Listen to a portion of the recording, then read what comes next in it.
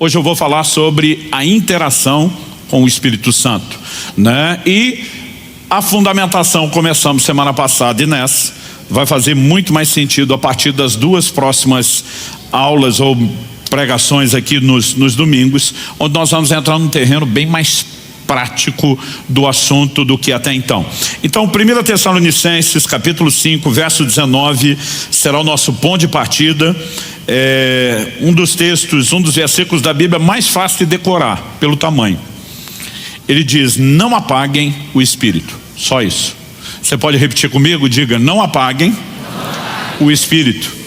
Fala para algum vizinho aí, ao seu lado. Se puder não fazer acepção de pessoa e falar para o outro também, para não ficar aquele problema, você fala para os dois.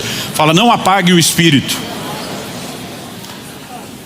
Bom, quando olhamos para essa declaração bíblica, não apague o Espírito, é evidente que isso não fala sobre a pessoa do Espírito Santo. Como Deus, Ele é pré-existente, é eterno, não tem começo, não tem fim. Aliás, Hebreus capítulo 9, verso 14, se refere ao Espírito Santo como o Espírito eterno. É impossível alguém acabar com a existência de Deus.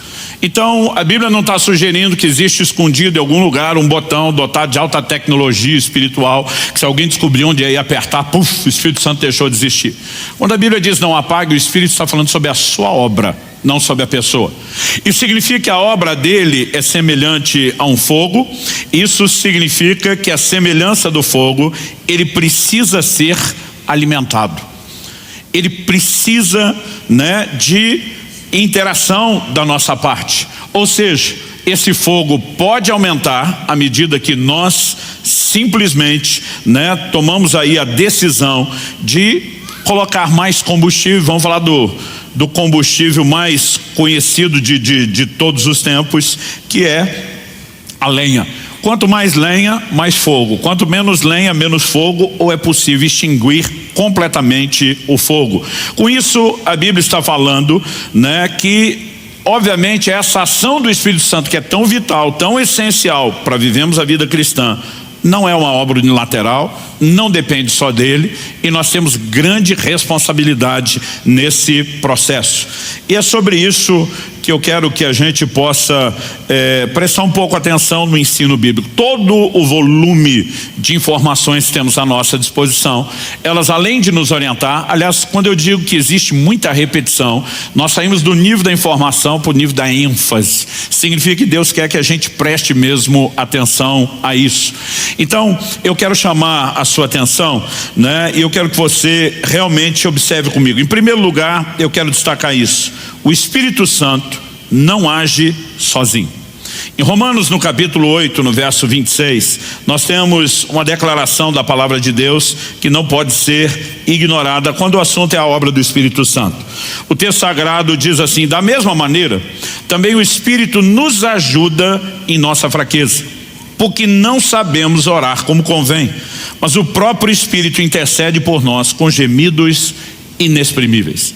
Quando a gente lê que o Espírito Santo nos ajuda, na Almeida Revista Atualizada, essa palavra foi traduzida como assiste, fala de uma assistência, e eu acho que ela define até um pouquinho melhor a ideia de ajuda. Porque quando a gente usa a expressão ajuda no português, nós podemos falar de dois aspectos distintos. Um deles é substituição. Então vamos dizer, que eu esteja atarefado, muita coisa a fazer, e eu peça a ajuda de alguém. Pastor Padilha, me ajuda a mover esse púlpito. Esse ajuda pode ser a gente fazer junto, ou porque eu estou atarefado, pode ser ele fazer em meu lugar. Seria uma terceirização, a substituição. Mas a natureza da palavra ajuda, e por isso eu gosto um pouquinho mais da expressão assiste, porque assistência é mais uma participação, ela pode ser feita de outra forma. Vamos supor que isso fosse pesado, o que não é o caso, mas que hipoteticamente fosse, e que eu não desse conta de movê-lo sozinho, e eu pedisse a ajuda do Padilha. O meu pedido de ajuda seria ele pegar uma ponta do peso e eu pegar a outra ponta do peso. Aliás, essa é a natureza da palavra empregada pelo apóstolo Paulo no original grego, o koineu, grego antigo, de acordo com os léxicos. A palavra que aparece no original é um palavrão, no sentido de ser grande: sunantilambanomai. Ele é a composição de três palavras: sun, anti e lambano. O mai é a conjugação da terceira pessoa no verbo depoente. Não faço ideia do que eu estou falando, mas decorei isso para impressionar vocês. E eu estava indo bem, porque alguns estavam olhando com a cara de uau. Só que eu não lembrei o resto do que eu decorei só metade. O mai tem a ver com a conjugação sum, ante e lambano. São 3 palavras que significam pegar firme, contra alguma coisa, juntamente com alguém. A palavra ante é mais fácil da gente reconhecer, porque o uso dela é muito frequente nas línguas latinas, significa contra, né? Lambano, pegar, e o sum, junto com alguém. Então, essa palavra significa pegar a outra ponta do peso. E ela passou a ser usada no sentido de trabalho conjunto, né? Tanto que assim, talvez a definição mais rápida, sem explicar todo o processo, seja trabalho conjunto. Quando a Bíblia fala do Espírito Santo nos ajudando, significa que nós não podemos nada sem Ele, nós não podemos nada sem a ajuda dele. Aliás, já falamos na semana passada que em João 15:5 Jesus disse: sem mim nada podeis fazer. Sem a obra do Espírito nós não vamos a lugar nenhum. Mas o Espírito Santo não age sozinho, não age de forma unilateral. A ação dele não substitui a nossa responsabilidade de interação com ele. Então é muito importante que quando a gente olhe para o desenho bíblico, e quando eu falo desenho bíblico é a doutrina, é a soma, é você juntar as peças do quebra-cabeça, é entender a ideia de parceria, de cooperação ou de interação com o Espírito Santo. Então, semana passada falamos que em obras vitais como o arrependimento e a fé, o Espírito Santo tem participação. Então, por exemplo, quando falamos de arrependimento, Romanos 2 diz que a bondade de Deus conduz ao arrependimento. Significa que há uma obra que se inicia em Deus. Em João, no capítulo 16, no verso 8, Jesus falando sobre a vinda do Espírito Santo, o Consolador, e diz: ele convencerá o mundo do pecado. Então não existe arrependimento sem uma obra que proceda de Deus. Agora, isso não significa que o arrependimento é uma obra unilateral divina, como alguns acreditam e ensinam por aí. A mensagem de Jesus, Marcos capítulo 1, versos 15 e 16, ele chega dizendo: o tempo está cumprido, é chegado o reino de Deus, e diz: arrependei-vos e crede no Evangelho. Nós temos 2 imperativos: arrependam-se e creiam. Agora, não nos seriam mandado arrepender se o homem não tivesse responsabilidade alguma no arrependimento. Se é Deus que determina unilateralmente o arrependimento, você não precisa mandar ninguém fazer, é só deixar que Deus o faça. Agora, quando a Bíblia ordena que nos arrependamos, significa que tem a nossa parte. O problema é que às vezes alguns grupos pegam o imperativo e diz: é responsabilidade humana. Os outros pegam: o Espírito Santo convence, a bondade de Deus diz: é divino. E de vez em quando alguém nos pergunta: e aí, é um ou outro? Falei: gente, a Bíblia não se contradiz, não é um ou outro, é tanto um quanto o outro, são ambos. E a única forma de você equilibrar os dois é entender que Deus faz a parte dele, mas nunca sozinho, e o homem precisa corresponder com Deus. Nós chamamos isso de interação. Então o Espírito Santo também é chamado em 2 Coríntios 4:13 de o Espírito da fé, mas nos é ordenado crer. Efésios capítulo 2 diz: pela graça sois salvos mediante a fé, isso não vem de vós, é um dom de Deus. Então tanto a graça que salva como a fé, que Romanos 5:2 diz dá acesso à graça, procede de Deus. Romanos 12 diz que ele repartiu uma medida de fé com cada um de nós. Evidente que a fé procede dele, mas a minha responsabilidade de usar os recursos que me são oferecidos e de corresponder é inquestionável, porque temos participação humana. Nós podemos falar sobre o que vem depois da conversão. Gálatas capítulo 5, verso 16, um texto que eu citei semana passada: andai no Espírito e jamais satisfareis a concupiscência da carne. Andai é uma ordem que nos é dada, logo nós temos uma responsabilidade. Agora, eu e você precisamos entender o seguinte: se o Espírito Santo fizesse tudo sozinho, não precisaria nos ser mandado andar nele, caminhar nele. Mas só nos foi mandado porque nós temos responsabilidade. Romanos capítulo 8, verso 14 diz: pois todos os que são guiados pelo Espírito de Deus são filhos de Deus. A palavra traduzida guiado, um dos seus sentidos e possibilidade de tradução é ser tomado pela mão e ser conduzido até o destino final. Esse vai ser o assunto das nossas conversas nos próximos domingos. Mas quando a Bíblia diz que o Espírito guia, é importante entender que a Bíblia não diz que ele arrasta. Dá para entender a diferença? Então ele não força, ele não te obriga. E eu quero que a gente possa olhar isso não só na perspectiva da vida cristã. Eu quero que a gente possa, quando eu falo da vida cristã, no sentido de salvação, de santificação, de desenvolvimento daquilo que é pessoal. Quando falamos tanto da obra do Espírito Santo em nós, no sentido de experiências, como falamos da maneira como Ele deseja nos usar, a operação dos dons, a unção, aquilo que diz respeito ao serviço e vai tocar a vida de outros, que eu quero chamar e classificar em segundo lugar agora de o mover do Espírito Santo. Isso também tem a natureza de interação. Eu gostaria que você abrisse comigo a sua Bíblia em Ezequiel, no capítulo 47, e nós vamos ler primeiro do versículo 1 até o 5. Depois, na sequência, nós vamos ler do 6 ao 12. Então seria interessante você deixar, a Bíblia aberta ou o texto aí marcado. E a gente precisa entender uma visão que está por trás do livro de Ezequiel. Ezequiel profetiza durante o tempo do cativeiro, quando a nação, tanto de Israel como de Judá, ambos reinos divididos, tinham chegado ao clímax, ao apogeu da apostasia. É o pior momento, espiritualmente falando, da história da nação. Logo no capítulo 3, Ezequiel tem uma visão da glória de Deus se retirando do templo, de Deus dizendo: por causa dos pecados de vocês, eu estou fora, não brinco mais, estou abandonando vocês. São palavras duras de juízo, mas lá no final do livro começa todo um tom e uma conversa sobre restauração. No capítulo 37, por exemplo, Deus dá a Ezequiel a visão do vale de ossos secos. Ele vê um vale com muitos ossos sequíssimos, e Deus pergunta para ele: esses ossos podem voltar a viver? Ezequiel dá uma resposta bem evasiva e diz: Senhor, tu sabes. Tipo assim, eu é que não me arrisco a falar sobre isso, porque está olhando algo que humanamente é impossível. Mas de repente, na visão, ele vê que os ossos começam a se mexer, aquela barulheira de cada osso se ajustando ao seu osso, os esqueletos se organizando. Daqui a pouco começam a aparecer músculos, tendões, daqui a pouco eles começam a se encher de carne, daqui a pouco a pele os reveste, mas ainda assim o que ele tem é um exército de cadáveres.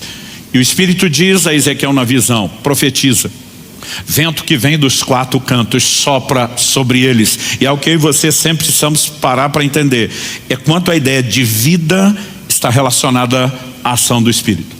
E aí quando ele começa a profetizar, a Bíblia diz: o Espírito entrou neles e se levantou um exército poderoso. Qual era a mensagem? O Senhor diz: a casa de Israel está dizendo: acabou-se a nossa esperança. E Deus está dizendo: eu vou restaurar vocês. É nesse tom de restauração, que está visando o período do pós-cativeiro, que nós temos a visão do capítulo 47. Ezequiel é conduzido por Deus a entender todo um mapa de um templo, da reconstrução do prédio, do santuário, que no início do cativeiro tinha sido derrubado, mas há uma mescla entre toda a orientação que é natural e princípios são espirituais e futuros no meio disso tudo. Aí a visão do capítulo 47 é a seguinte, de 1 a 5. Depois disso, o homem me fez voltar à entrada do templo. E eis que a água saía de debaixo do limiar do templo e corria na direção do leste, porque a fachada do templo dava para o leste. A água vinha de debaixo do lado direito do templo, do lado sul do altar. Ele me fez sair pelo portão do norte para dar uma volta por fora até o portão exterior que dá para o leste. E eis que a água borbulhava do lado direito. O homem saiu para o leste tendo na mão um cordel de medir.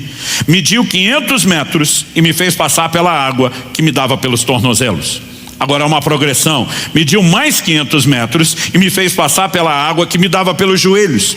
Mediu mais 500 metros e me fez passar pela água que agora me dava pela cintura. Mediu ainda outros 500 metros e já era um rio que eu não podia atravessar, porque as águas tinham crescido. Eram águas em que se podia nadar, um rio pelo qual não se podia passar andando. Eu quero tomar essa visão, mas eu quero que a gente foque a informação que vem na sequência. Por quê? Que rio é esse?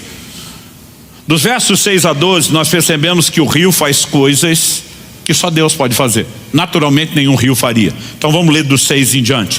Então ele me perguntou: você viu isso, filho do homem? Então o homem me levou de volta à margem do rio. Quando cheguei lá, eis que à margem do rio havia grande abundância de árvores dos dois lados do rio. Então me disse: essas águas correm para a região leste, descem ao vale do Jordão e entram no mar, cujas águas ficarão saudáveis. Que mar é esse? Olha a sequência. Todos os seres vivos que povoam os lugares por onde esse rio passar terão vida. De novo a ideia de vida. E haverá muitíssimo peixe, porque essas águas chegam lá. As águas do mar morto se tornarão saudáveis e tudo viverá por onde quer que esse rio passar. Você pode repetir comigo? Diga: tudo viverá por onde quer que esse rio passar.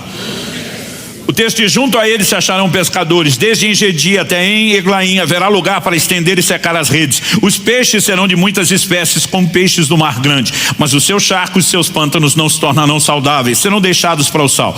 Nas duas margens do rio nascerá todo tipo de árvore frutífera. As folhas dessas árvores não murcharão, elas nunca deixarão de dar o seu fruto, produzirão frutos novos todos os meses, porque são regadas pelas águas que saem do santuário. Os seus frutos servirão de alimento e as suas folhas de remédio. A pergunta é: o que exatamente significa esse rio? Os primeiros versículos, já o verso 1, nós vimos que o rio sai do santuário. Mas quando você vai para o livro de Apocalipse, e aliás você vai perceber que João no Apocalipse vai fazer citações de profetas como Isaías, Jeremias, Ezequiel, Daniel, e você percebe que muitas palavras que tinham um cumprimento literal para um tempo, outras para o futuro, têm paralelos, de verdade são aplicadas para o plano espiritual e para o futuro. Agora, olha a similaridade de Apocalipse 22, 1 e 2. O apóstolo João diz: então o anjo me mostrou o rio da água da vida. Agora não é um rio qualquer, estamos falando de algo, que ele enxerga na cidade santa, Nova Jerusalém, que vem de Deus para a terra na consumação de todas as coisas. Então o anjo me mostrou o rio da água da vida, brilhante como cristal, que sai do trono de Deus e do Cordeiro. No meio da praça-cidade, de um e do outro lado do rio, está a árvore da vida, que produz 12 frutos, dando seu fruto de mês em mês, e as folhas da árvore são para a cura dos povos. Ezequiel diz: dos dois lados do rio, uma árvore que dá fruto todos os meses. Aqui ele especifica os 12 meses do ano. Ezequiel diz: os seus frutos servirão de alimento, suas folhas de remédio. Aqui a Bíblia está dizendo que a árvore e as folhas da árvore são para a cura dos povos. Não é meramente medicina natural para a carne, embora se use esse paralelo natural para falar de algo espiritual. Na visão de Ezequiel, o rio emana do santuário, do lugar da habitação de Deus. Na visão de Apocalipse, emana do próprio trono de Deus. Não só o rio emana dele, mas faz coisas que ninguém pode fazer. Na visão de Ezequiel, as águas desse rio tocavam o mar morto, e a Bíblia diz que ficava saudável e havia enxames de peixe. Gente, eu gosto de dizer que o mar morto não é só morto, ele é matador. A razão pela qual se chama de mar morto é porque não há quase que nenhuma forma de vida. Muito poucas bactérias conseguem sobreviver, ali dentro. Por quê? É um dos lugares mais baixos da terra. A água desce para lá, não escoa para lugar nenhum. Vai evaporando. À medida que a água evapora, os sais vão ficando. 1/3 da água é sal. Por causa dessa alta densidade de sal, é que talvez você já tenha visto, fotos ou vídeos de gente que está lá meio que sentada, boiando. Você não afunda no mar morto. Agora, eu digo que o mar não é só morto, é matador. Quando você chega lá, por exemplo, nas caravanas, não importa se vai no mar morto pelo lado de Israel, da Jordânia, normalmente os guias dizem o seguinte: olha, tem uma notícia ruim e uma boa. Diz: a notícia ruim é que se você tiver com algum ferimento no corpo, vai doer, vai arder muito. E eles normalmente dizem para as mulheres: se vocês se preocuparem em depilar ontem ou hoje, vão sofrer mais. Mas ele diz: a notícia boa é que se tiver micose no meio dos dedos, vai morrer tudo. Porque o sal tem esse poder. Quando você era criança, ficava com dor de garganta, a mamãe usava o quê? Salmoura, justamente por causa disso. Então eu brinco que o mar não é só morto, ele é morto porque o sal é matador. Não há formas de uma água qualquer que chegue lá produzir o resultado que está falando. Aliás, no Salmo 46, no verso 4, a Bíblia diz: há um rio cujas correntes alegram a cidade de Deus, o santuário das moradas do Altíssimo. O rio sempre está relacionado com o lugar da presença de Deus, e por onde passa tudo volta a viver. É uma das figuras mais claras do mover do Espírito Santo. E por que eu estou pegando esse exemplo? Ezequiel é levado por um anjo, ele está de olho no rio. Aí o anjo diz para ele, na tradução da Bíblia, na linguagem de hoje, versão mineira ou goiana: bora para dentro do rio. E ele está com um cordel, uma vara de medir. E a Bíblia diz que ele mede 1000 côvados, que são aproximadamente 500 metros. A minha tradução já deu a medida em metro. Você consegue imaginar isso? 0,5 quilômetro de medição, andando rio adentro. 0,5 quilômetro. Depois de 500 metros, a Bíblia diz que a água ainda dá no tornozelo. Eu nunca vi rio nenhum, ajuntamento nenhum de água, em lugar nenhum do mundo, onde depois de você andar 0,5 quilômetro, a água ainda está no tornozelo, rasinho. Mas os dois não pararam ali. E a razão pela qual eles não pararam aí me parece bem lógica, bem óbvia, porque não era hora de parar. Então de vez em quando eu vou perguntar se eles pararam, você vai responder que não, e quando eu perguntar por que não, você vai dizer porque não era hora de parar. Aí agora medem mais 500 metros, um total de 1 quilômetro, 2.000 côvados. Subiu o nível da água. Mas a Bíblia diz que está dando nos joelhos. Mas não pararam ali. Por que não? Mais 500 metros, ou mais 1.000 côvados. Agora a Bíblia diz que a água dá pela cintura. Tradução de nos lombos. Eles pararam ali? Por que não? Agora, qual é a ideia? Até onde vai a medição? A ideia não é atravessar o rio, nem medir o tamanho do rio.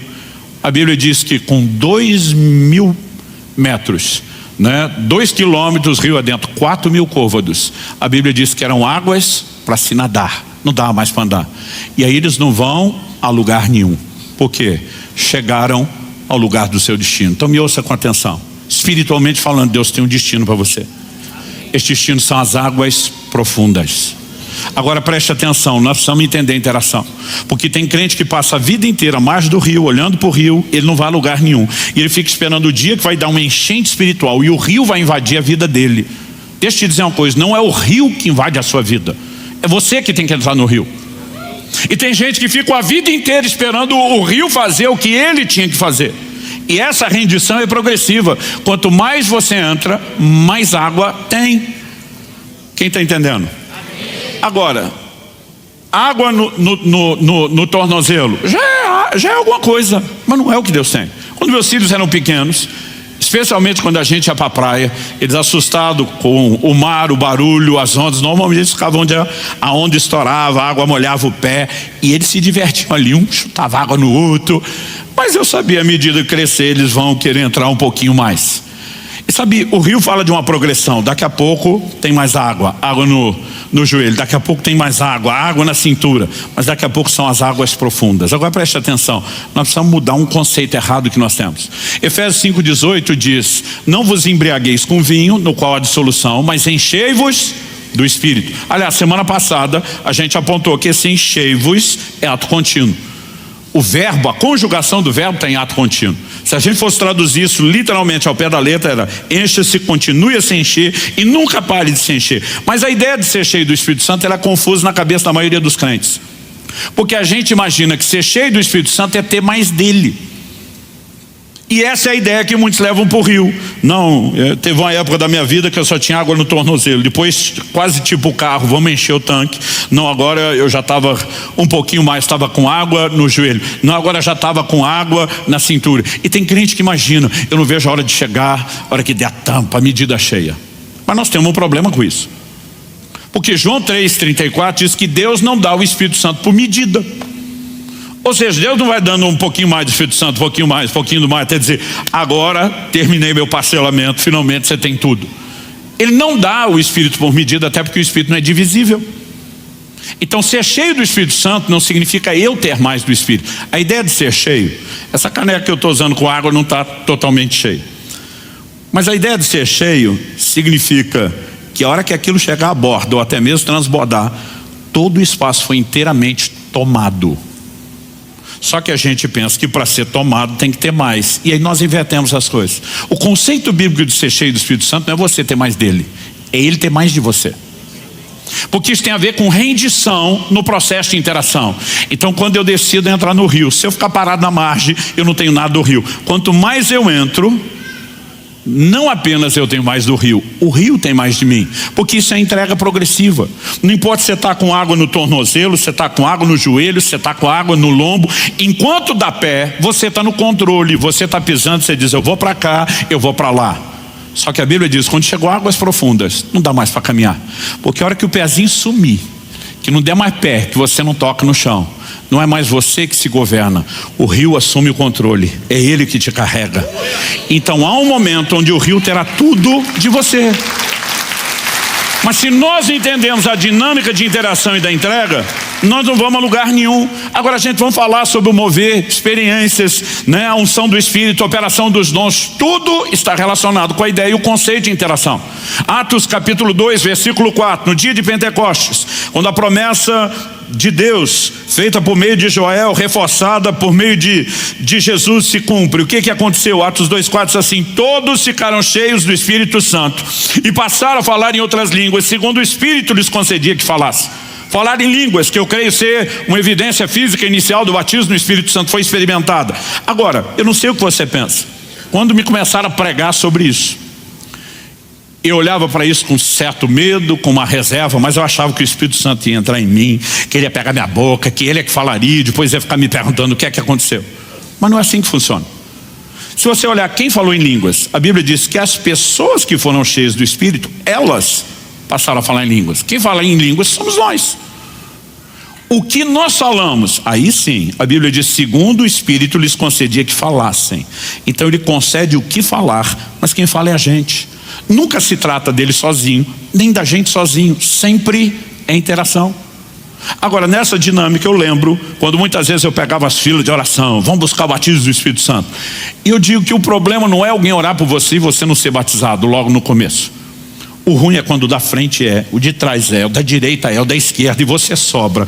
Às vezes eu dizia para Deus, qual é o seu problema comigo? Aí eu lembro que eu ficava assim, gente, me ajuda, eu quero chegar lá. Aí alguns pastores, às vezes querendo explicar, ou eles não explicavam direito, ou a gente não tinha maturidade para entender. Eu lembro de um que estava tentando explicar, olha, não é Deus sozinho, ele vai te inspirar, mas tem a sua parte. E aí, para explicar isso, ele citou um texto que me deixou as coisas mais confusas. Um texto lá do livro de Salmos, onde Deus diz, abre bem a tua boca e eu encherei. Ele está dizendo, tem a sua parte e tem a dele. E eu fiquei um tempão lá, com a bocona aberta, chegava a doer o maxilar e não aconteceu nada, né? Demorou para entender um pouco essas explicações. Espera aí, não é ele sozinho, não. Graças a Deus também não é a gente sozinho, também não. Quando falamos sobre os dons, 1 Coríntios 12:2, o apóstolo Paulo diz com clareza, por isso quero que entendam que ninguém que fala pelo Espírito de Deus, profetizar significa falar por outro. Então ele diz que alguém pode falar pelo Espírito. Isso significa que quem está falando é quem profetiza, mas o que ele fala é concedido por quem? Pelo Espírito Santo. Aliás, 2 de Pedro, capítulo 1, verso 21 diz, porque nunca jamais qualquer profecia foi dada por vontade humana, entretanto homens falaram da parte de Deus, movidos pelo Espírito Santo. Quem falou? Os homens. De onde veio a mensagem? Da parte de Deus. Por quê?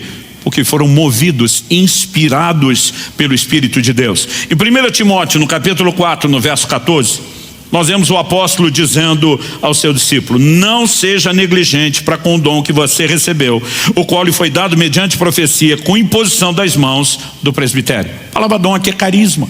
Está falando das manifestações do Espírito. E as manifestações do Espírito, obviamente, não teria esse nome se não procedesse dele, mas não é algo que acontece isolado da nossa participação. Aliás, Paulo escreve e diz, em parte conhecemos, em parte profetizamos. Por que que a profecia, que é a inspiração, depende do conhecimento? Porque tem a nossa participação. Então Deus nos inspira. Eu me lembro, alguns anos atrás, bondade de falar alguns anos, há uns 30 anos atrás, a gente estava ministrando aqui em Curitiba e eu vi um profeta dando uma palavra para outro pastor. Esse pastor trabalhava muito, cuidando, pastoreando de pastores, e ele começou a profetizar e falar da crise que esse homem estava vivendo, do quão sobrecarregado, desanimado, a ponto de desistir que ele estava. Enquanto dava a palavra profética, ele deu um exemplo, né, a respeito do rim. Ele falou assim, olha, o rim é responsável por filtrar os líquidos do corpo. E ele tem que segurar as impurezas para fazer bem para o corpo. Mas se ele mesmo não tiver um processo de hidratação que o limpe, ele sobrecarrega e vai entrar em colapso. Ele falou, não adianta Deus te levantar para filtrar tudo na vida de outros e você não se expor às águas da presença dele. Ou você entra no lugar de deixar as águas do Espírito te tocar profundamente, ou você não vai aguentar o ministério. Eu fiquei pensando, falei, meu Deus, nem na escola eu aprendi tanto sobre o rim, como nessa palavra profética. Eu não sabia nada daquilo, ou seja, eu nunca daria uma palavra daquela. Curioso que o profeta está bem ali, ó, Thomas Wilkins. Foi ele que falou isso. Eu fiquei olhando e falei, eu nem sabia essas coisas do fígado, do rim, há 30 anos atrás. Agora, o que acontece? Deus nos inspira dentro do conhecimento. Então, nós precisamos entender que o fluido dos dons nunca é ele sozinho, nem a gente sozinho, mas é uma parceria. E aí Paulo está dizendo, não seja negligente com o carisma. Quem que pode ser negligente? O Timóteo, porque o Espírito Santo não vai ser. Mas nós que interagimos com ele, podemos ser negligentes. E se somos, estamos atrapalhando a obra dele. Quem está entendendo? Segunda carta de Paulo a Timóteo, capítulo 1, versos 6 e 7. Por essa razão, venho lembrar-lhe que reavive o dom de Deus que é em você, pela imposição das minhas mãos. Agora, Paulo está parecendo falar de outro dom, diferente daquele que foi em posição de mãos e todo o presbitério com profecia. Diz, esse aqui fui eu mesmo que te transferi. Essa palavra traduzida reavive, em outras traduções está desperte. A palavra no original, ela dá a ideia de uma brasa que está apagando e alguém sopra ou abana e ela reacende. Agora, Paulo não está dizendo para o Timóteo, dobra o joelho e ora, pede, implora para o Espírito Santo reavivar o dom. Ele diz que quem vai reavivar ou despertar o dom é você. Por que ele está mandando Timóteo despertar o dom? Porque quem botou o dom para dormir foi Timóteo. Isso me vai lembrar uma história que eu vi anos atrás, que o pregador estava no meio do sermão e percebeu que o marido, na primeira fila, dormiu a ponto de deitar a cabeça no ombro da mulher e roncar. Ele, se sentindo ofendido, desrespeitado, parou a mensagem e falou, minha senhora, a senhora pode acordar o seu marido? Ela falou, acorda o senhor, foi o senhor que botou ele para dormir. Meio como quem diz, quem botou para dormir que acorde. E o que Paulo está falando para Timóteo é parecido. Você que botou o dom para dormir, você que acorde. Ou seja, nós não podemos olhar para o funcionamento dos dons, que são manifestações sobrenaturais, não podem ser realizados sem o Espírito Santo, obviamente, mas dizer que o homem não tem participação e interação. Quem está entendendo, diga amém. Então, tem muito crente que ele não tem buscado uma relação mais profunda com o Espírito, não está entrando no rio, e quando não tem experiência se frustra. Um dia eu estava ensinando, falando sobre o assunto, e um cara veio e falou, tem mais de 20 anos que eu sou crente. Era evidente a frustração dele. Eu falei, Deus nunca me deu dom. Falei, primeiro não é dom, é dom. Eu falei, segundo a Bíblia, manda buscar. Você está esperando que o dom corra atrás de você? 1 Coríntios 12:11 diz que o Espírito Santo distribui os dons como lhe apraz. Se você ler só o versículo, que significa como ele quer, você vai pensar unilateral. A hora que ele quiser, ele vai fazer alguma coisa por alguém. Por outro lado, a Bíblia diz, buscar com zelo os melhores dons. E as pessoas perguntam, mas é ele que decide que dom dá, ou eu tenho que buscar os dois? Eu decido buscar, e na minha busca, ele decide o que é que ele vai me dar. Sempre uma interação, quem está entendendo? Então, dito e esclarecido isso, e a partir de semana que vem nós vamos falar muito de um aspecto bem mais prático no relacionamento com ele. Eu quero chamar a sua atenção para o que eu vou classificar aqui de reações limitadoras que você podemos, ações ou reações limitadoras que você podemos ter à obra do Espírito Santo. Em Atos, no capítulo 7, no verso 51, Estevão pregando, e foi o próprio Espírito que moveu, Lucas a registrar isso. Ele diz, homens teimosos, incircuncisos de coração e de ouvidos, vocês sempre resistem ao Espírito Santo. Vocês fazem exatamente o mesmo que fizeram seus pais. Ou seja, ele não está falando de um grupo que fez algo que era exclusividade deles. Está dizendo que vocês fazem sempre, de forma recorrente. Seus pais, as gerações antes de vocês fizeram o que é? Resistir ao Espírito Santo. Esse texto incomoda muito, especialmente um grupo teológico que enfatiza uma visão de soberania de Deus, onde Deus faz o que quer e ninguém pode pará-lo. Então, na cabeça deles, quem Deus quer que vai ser salvo, mesmo se não quiser ser salvo. Quem Deus não quer que seja salvo, não vai ser salvo nem que queira, porque é Deus que decide tudo. Se é Deus que decide tudo, como é que alguém pode resistir ao Espírito Santo? Se não há arrependimento sem o Espírito Santo, e ele tenta me convencer do pecado, e eu resisto, eu vou ser convencido? Se não há fé que não proceda de Deus e da obra do Espírito Santo, e eu posso resisti-lo, isso significa que eu vou ter fé só porque Deus quer e que essa obra é imparável, que ela é unilateral? Não existe um ângulo ou perspectiva bíblica que me leve a tratar, pelo menos do todo das Escrituras, com coerência, que me leve a admitir que Deus está agindo sozinho. A Bíblia está dizendo que a obra do Espírito pode ser resistida, mas na cabeça deles fala, não, se você resistiu Deus é porque Deus não é soberano. Eu falo, peraí, Deus decidiu dar ao homem o direito de escolha. Deus decidiu que o homem iria interagir com ele, e ele é soberano para fazer o que quer. Ou seja, Deus é soberano para ser soberano do jeito que ele quer. Se ele só pudesse ser soberano do jeito que você quer, ele não é mais soberano, ele é a sua marionete. Mas de alguma forma as pessoas tentam definir primeiro o que é, em vez de deixar a Bíblia dizer, e depois tem que botar Deus dentro daquilo. Eu digo para alguns, por que se o homem tem interação com ele, Deus não é soberano? Se o homem só tem interação porque Deus é que quis. Como que isso afronta o conceito da soberania de Deus? Em lugar nenhum. Mas o problema é que nós não temos um único versículo, nós temos vários. Então vamos continuar. Efésios capítulo 4, verso 30. E não entristeçam o Espírito Santo de Deus, no qual vocês foram selados para o dia da redenção. Não vou gastar tempo aqui, porque isso é assunto da semana que vem. Mas a ideia de entristecer aqui na perspectiva de relacionamento é afastar. E isso condiz com todos os outros textos que nós vamos continuar lendo. Tiago capítulo 4, versos 4 e 5, diz: gente infiel, vocês não sabem que a amizade do mundo é inimizade contra Deus? Aquele, pois, que quiser ser amigo do mundo, se torna inimigo de Deus. Ou vocês pensam que é em vão que a Escritura diz: é com ciúme que por nós anseia o Espírito, que Ele fez habitar em nós? Então o Espírito Santo pode ser resistido, ele pode ser entristecido, e de acordo com Tiago, citando a Escritura, ele pode ficar enciumado. Agora, qual é a ideia de ciúme aqui? Quando ele diz gente infiel, outras traduções já foram no literal, adúlteros. Outras dizem adúlteros e adúlteras, porque no grego é moichos. Moichos fala de uma infidelidade específica, que é a infidelidade conjugal. Então ele está pegando a figura do marido e da sua esposa para falar de infidelidade no relacionamento entre homem e mulher. Então a Bíblia apresenta uma ideia de Jesus Cristo como noivo, e ela apresenta do outro lado a ideia da igreja como a noiva. Maior evento no calendário de Deus não é apenas Jesus voltando para, na sua vinda, concluir a obra da redenção, mas essa conclusão é apresentada na figura de um casamento. Agora, o mundo é introduzido como se fosse a terceira ponte de um triângulo amoroso. Então tem Jesus, sua igreja, do lado de lá o mundo. A Bíblia diz: quando eu e você começamos a ter olhos para o mundo em vez de ter olhos só para Jesus, o Espírito Santo, que tem uma missão de nos preparar para o noivo, ele começa a ficar enciumado. E a ideia de ciúme é apresentada dentro dessa analogia.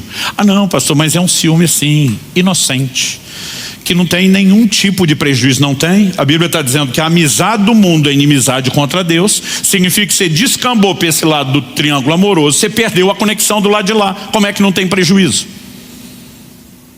Não há outra forma de você entender o que Tiago está falando, a não ser de algo que você compromete sua relação com Deus, afasta o Espírito Santo que te ajudaria nesse processo, e pode complicar as coisas a ponto de desligar-se completamente de Deus. Não vou falar disso ainda, porque é assunto também para a semana que vem. Mas Jesus diz: a blasfêmia contra o Filho do Homem será perdoada. Qualquer um que blasfemar contra o Filho do Homem tem perdão, mas se blasfemar contra o Espírito Santo, não. Por que isso se torna tão sério? Porque o Espírito Santo é melindroso? Ou porque ele é alguém que se ofende e não perdoa ninguém? Não. Nós precisamos entender: quando alguém fala contra Jesus, ele tem o Espírito Santo para levá-lo ao arrependimento. Mas quando ele se desconecta do próprio Espírito Santo, como é que haverá restauração? As coisas podem escalar a esse nível de não haver perdão, e não é o único texto que fala disso. Hebreus capítulo 10, versos 26 a 29. Porque se continuarmos a pecar de propósito, outra versão diz deliberadamente, depois de termos recebido o conhecimento da verdade, já não resta sacrifício pelos pecados. O que significa isso? A chance de perdão foi embora. Pelo contrário, resta apenas uma terrível expectativa de juízo e fogo vingador prestes a consumir os adversários. Porque alguém pode deixar de ser, alguém conheceu a Deus e entrar na classificação de adversário, de inimigo. Já chegamos lá, guarde essa ideia. Aí ele fala no verso 28, quem tiver rejeitado a lei de Moisés morre sem misericórdia pelo depoimento de 2 ou 3 testemunhas. Imaginem quanto mais severo deve ser o castigo daquele que pisou o Filho de Deus, profanou o sangue da aliança com o qual foi santificado e insultou o Espírito da graça. Outra tradução diz: ultrajou o Espírito da graça. Eu fico pasmo quando algumas pessoas tentam dizer que esse nível de distanciamento é para quem nunca foi salvo. Eu falo: pera, pecar de propósito não é algo que o ímpio que nunca foi salvo vive fazendo? Aí ele vai dizer que agora o cara decidiu pecar de propósito como ele fez a vida inteira e não tem mais perdão? Então não tinha perdão para ninguém, não tinha salvação para ninguém. O verso 29 diz que ele profanou o sangue da aliança com o qual foi santificado. Como é que alguém pode ser santificado pelo sangue, mas não teve uma experiência com Jesus? O texto está falando de gente que teve o conhecimento da verdade, teve uma experiência, mas em algum momento começa a se afastar de tal maneira que ele se desconecta plenamente. E como a história termina, o texto diz: insultou o Espírito da graça. Essa palavra traduzida insultou é muito parecida com a da blasfemou. A diferença é que aqui, quando você olha o contexto, nós estamos falando de um insulto que não é linguagem verbal, é comportamental, mas que tem o mesmo peso de desconexão que a blasfêmia, que a linguagem verbal tem. Ou seja, não dá para dizer que não há ações limitadoras ao Espírito Santo. E para terminar, vamos voltar no texto inicial, que diz que o Espírito Santo pode ser apagado. Não apagueis o Espírito. Aqui nós temos estágios distintos: pouca lenha, pouco fogo; muita lenha, muito fogo. Eu posso ter tido um fogo alto e posso, de alguma forma, permitir que ele diminui, mas não significa que ele se extinguiu. Ou seja, existe um apagamento, uma diminuição que a gente pode chamar de parcial, até uma que a gente pode classificar como completa. Gênesis capítulo 6, verso 3. As pessoas aplicam esse versículo errado, como se tivesse ligado ao dilúvio, porque ele acontece logo antes da narrativa do dilúvio. Em Gênesis capítulo 6, verso 3, Deus diz assim: o meu espírito não agirá para sempre no homem, no ser humano, pois este é carnal, e os seus dias serão 120 anos. Daqui, vários teólogos, comentaristas bíblicos, pregadores disseram: o tempo até o dilúvio que Noé teve para construir a arca foi 120 anos. E eu digo, essa conta não bate. Porque a Bíblia diz que Noé teve seus filhos no ano 500 da sua vida. Aliás, você lê o capítulo 5, aquela turma vivia pra caramba. A Bíblia diz que Adão, o primeiro, viveu 930 anos. Você consegue imaginar quanta velhinha no bolo? No último aniversário, na hora de soprar? Os caras viviam quase um milênio. Matusalém viveu algumas décadas a mais e está no Guinness Book, no livro dos recordes até hoje, como o cara que mais viveu. Esses caras viviam quase um milênio. Deus está olhando e diz: o homem é carnal, ele escolhe andar na carne. Meu espírito não vai agir para sempre. Eu fico quase um milênio tentando, chamando, e eles escolhendo andar na carne. Deus diz: ainda vão ter oportunidade, mas estou diminuindo a janela de tempo de oportunidade. E aqui Deus está baixando o tempo de vida. Noé tem os seus filhos no ano 500 da sua vida. Deus fala com ele depois: o dilúvio é no ano 600. Não levou 100 anos para construir a arca. Quando Deus diz: os dias do homem serão 120, ele está falando da duração da vida. A partir dessa declaração de Deus, o tempo de vida do ser humano vai despencar. Moisés, que registrou isso, viveu a medida cheia dos 120. Mas você vê que despencou, porque Deus diz: eu não vou desperdiçar a obra do meu espírito com vocês rejeitando ele o tempo todo. Então, evidentemente, que quanto mais a pessoa resiste e rejeita, mais ele se afasta. Não só a janela de tempo, mas as oportunidades vão diminuindo. Quem está entendendo? Agora, isso estamos falando de um apagamento parcial, que pode ser progressivo. Mas, pastor, a coisa pode chegar no final, sim. Isaías 63, 10 diz: mas eles foram rebeldes e contristaram. Contristar significa entristecer, magoar, ferir. E contristaram o seu Espírito Santo. Por isso ele se tornou inimigo deles, e ele mesmo lutou contra eles. Uma coisa é entristecê-lo ocasionalmente, outra é entristecê-lo com uma certa regularidade. A outra é entristecê-lo de uma forma bem recorrente. E alguns podem entrar no nível de entristecê-lo permanentemente. Quando você lê o Espírito de Deus se afastando de Saul, que já tinha profetizado, tinha sido cheio, e agora passando a resistir Saul, você entende um pouco o que é o desenho. Aliás, ele sendo não só o Espírito se afastando, mas ele agora sendo entregue a espíritos malignos que o oprimiam. Você começa a entender o que é o desenho de um adversário, de um amigo, de um inimigo que passará a ser resistido. Então, se nós não entendemos o que a Bíblia fala sobre o assunto, a pergunta a ser feita é: nós vamos conseguir não só compreender a informação e a doutrina, mas viver dentro do lugar correto? Porque as aplicações de inimizade do Novo Testamento, como nós lemos no livro de Tiago, são semelhantes às aplicações de inimizade feita no Antigo Testamento. E nós precisamos entender a responsabilidade que temos. Então, eu encerro aqui questionando: será que entendemos o quão essencial é o ministério do Espírito Santo, que falamos na semana passada? Será que entendemos o quão vital é isso? Que não existe vida, muito menos uma vida profunda, se não houver uma exposição forte à obra do Espírito Santo. Mas se eu e você achamos que ser cheio do Espírito Santo é ter mais dele, que isso depende dele e não da gente, nós não vamos a lugar nenhum. Eu creio que nós estamos vivendo um momento onde Deus não quer só ajustar a compreensão, o ensino, a instrução. Ele está nos chamando para dentro do rio. Ele não quer que a gente pare quando a água está no tornozelo. Ninguém parou lá, por que não? Não, vamos lá, vocês podem fazer melhor que isso. Por que não pararam lá? Eles também não pararam quando a água estava no joelho, já era mais água do que antes. Por que não? Não pararam quando a água estava na cintura, ainda que fosse mais água do que no joelho, mais água do que tornozelo. Por que não? Qual é a hora de parar? Quando eu e você chegamos nas águas profundas. Quando nós estivermos totalmente entregues, rendidos a Ele. Existe algo nessa vida no Espírito que não é só unção e dons, é a submissão dia a dia, é a liderança do Espírito Santo.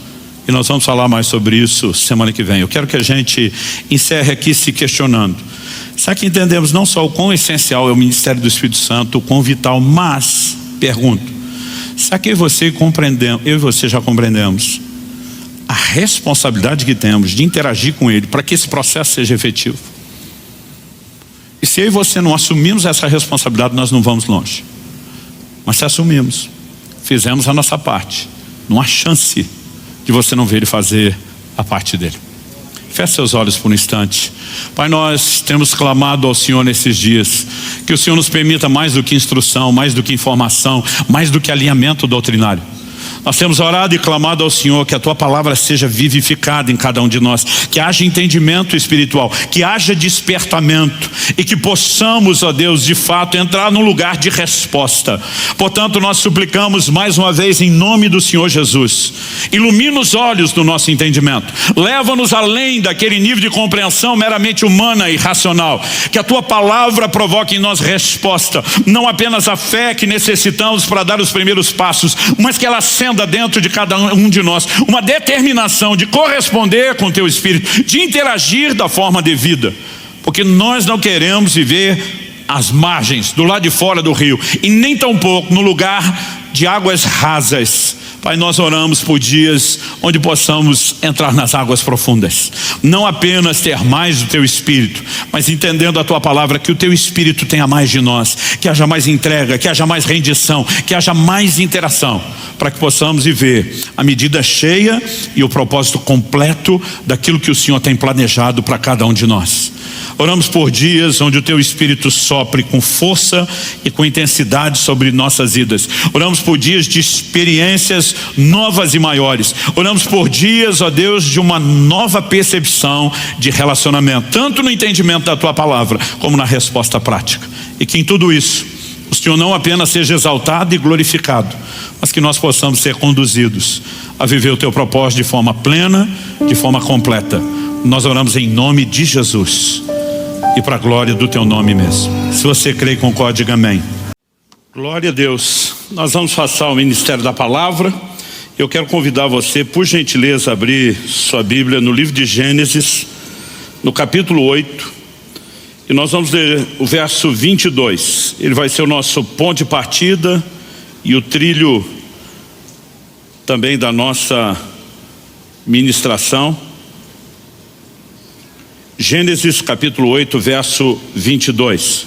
Estamos numa série de mensagens enfatizando vida abundante, e eu quero falar hoje sobre a lei da semeadura e colheita. O texto sagrado diz o seguinte: enquanto durar a terra, não deixará de haver semeadura e colheita, frio e calor, verão e inverno, dia e noite. Essa é uma declaração que o próprio Deus faz depois do dilúvio, e eu gostaria que você, por gentileza, pudesse repetir comigo. Como eu tenho dito, além do poder de declarar a palavra, né, isso também nos ajuda a memorizar as Escrituras.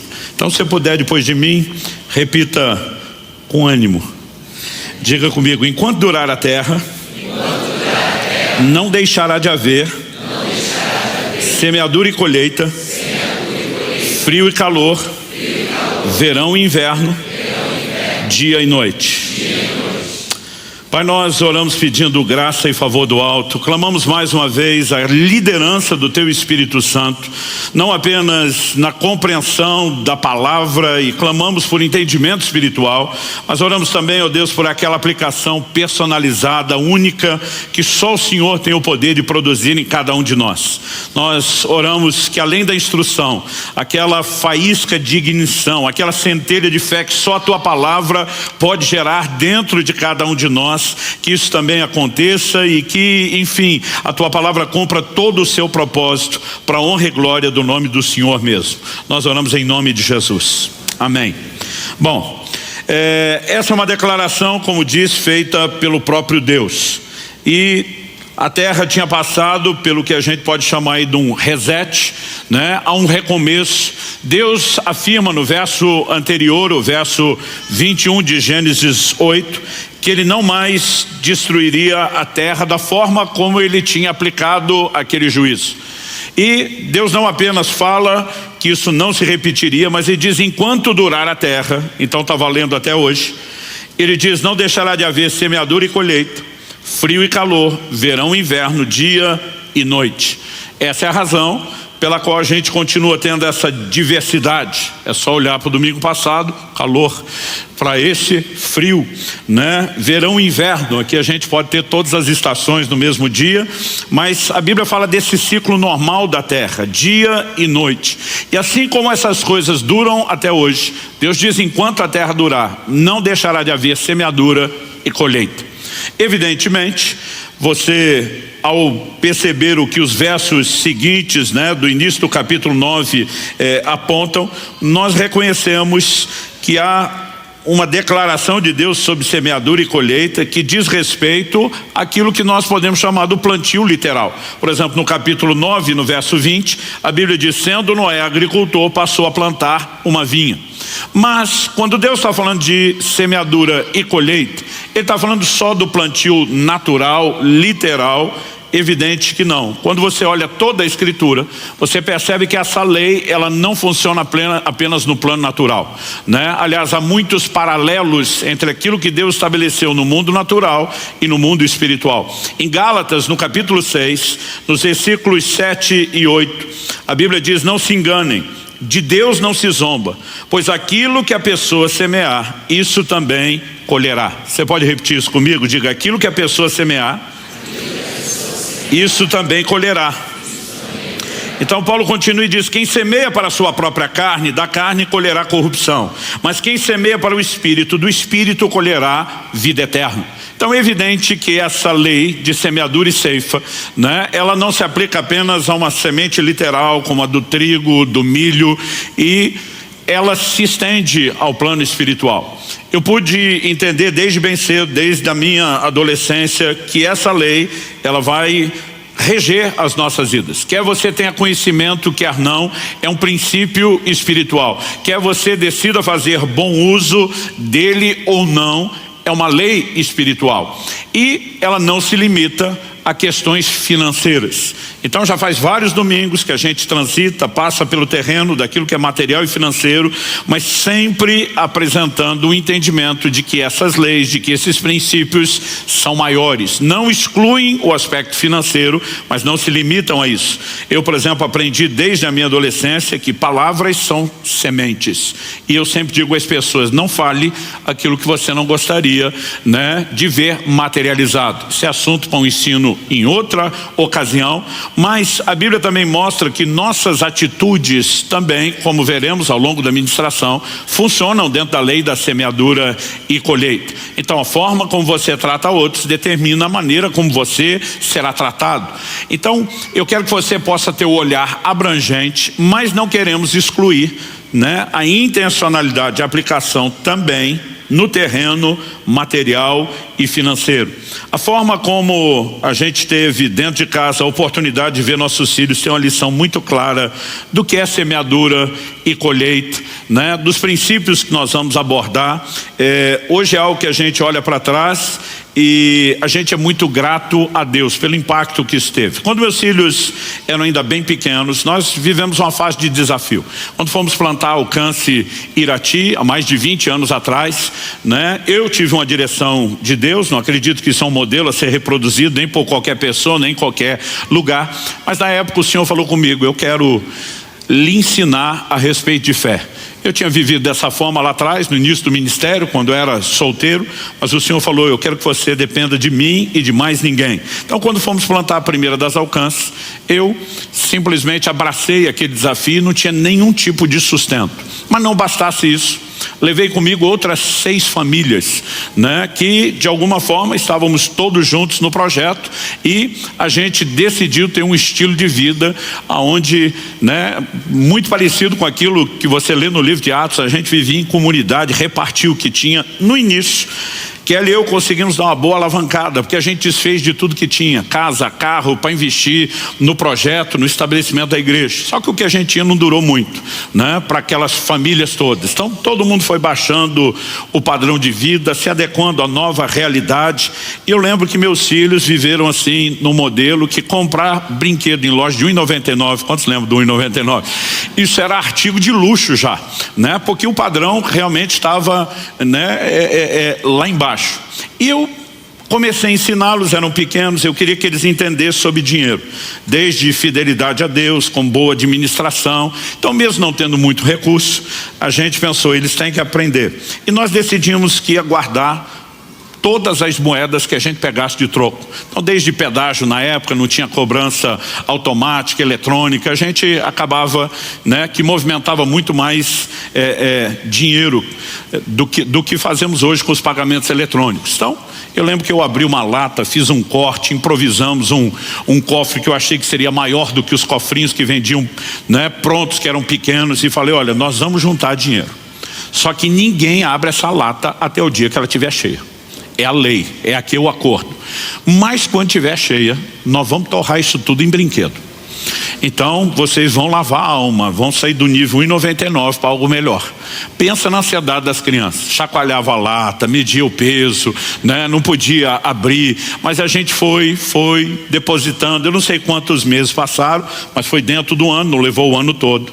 E um dia a lata finalmente encheu, né? Eu lembro que meu filho falou assim: ó, já quase não faz barulho. Dizendo: não, encher é quando não couber mais. Então o dia que não cabia assim mais nenhuma, eu falei: nós vamos abrir, e agora esse investimento foi feito para vocês. Eu queria que eles entendessem: eu quero economizar, gastar depois. Só que eu fui muito ingênuo. Eu, olhando o tamanho daquela lata, eu achei que tinha muito dinheiro. Em vez de abrir e contar primeiro, eu já comecei: quais os planos de vocês? Israel, o que você quer fazer com a sua parte? Ele falou: pai, ele era garoto, e o que estava na moda para as crianças da época era aqueles carrinhos da Hot Wheels. Ele falou: vou gastar minha parte e comprar uma pista inteira com os carrinhos da Hot Wheels. Falei: legal. E você, Liz? Aí minha filha disse: papai, eu quero uma coleção, né? Eu brincava que eram as bonecas flexíveis da Poli, né? Eu falei: muito bem, legal. E aí nós abrimos, é aquele mundaréu todo de moeda, gente, porque a maioria eram poucos centavos, né? Aquele mundaréu todo na época dava R$80. Eu não tinha noção do valor dos brinquedos, mas eu pensei: eu acho que não vai dar. 80 na época era muito mais dinheiro do que hoje, mas eu pensei: eu acho que não vai dar. Nessa época a gente já vinha nesse ritmo dos 2 anos e meio que morei em Irati, mas tínhamos acabado de mudar para Curitiba, e eu fui com eles na loja. A pista Hot Wheels que meu filho queria, R$160. Só a dele era o dobro do que tinha de moeda. A coleção da Poli que minha filha queria, o mesmo valor. Ou seja, a gente só tinha 1/4 daquilo, né? Eu não tinha condições de alimentar bancar o sonho deles. Eu não tinha condição nenhuma de fazer absolutamente nada. Envergonhado, eu falei: ainda não dá para comprar, nós vamos voltar para casa. Os dois ficaram muito frustrados, e eu fui falar com Deus. Falei: Deus, a culpa é minha, toda minha, não é sua, mas eu preciso que o Senhor me ajude. Eu fui muito ingênuo, eu não devia ter feito isso com as crianças. Eu estou procurando ensiná-los, mas esse ensino tinha que ter uma conotação boa. Eu falei, se a gente levar 4 vezes o tempo que levou para estocar isso, eles vão ficar muito desanimados. E eu preciso que o senhor me ajude, porque eu não tenho a menor condição de bancar esses brinquedos. Eu comecei a orar a respeito daquilo. E eu lembro que um dia uma pessoa me procura e falou, olha, senti Deus te dar uma oferta, mas isso é para sua família, não estou dando com nenhuma outra direção. Me deu R$50. Eu ergui a mão para o céu, dei glória a Deus. Eu tinha um compartimento secreto na carteira que era dinheiro para não ver e não gastar com outra coisa. Coloquei ali, falei 130, já dá quase a pista. Eu orando pelo resto. Nos próximos dias não aconteceu nada, mas um dia eu estava com uma outra pessoa e o Espírito Santo falou, pega aqueles R$50 que você escondeu na carteira e oferta na vida dele. Falei, Deus,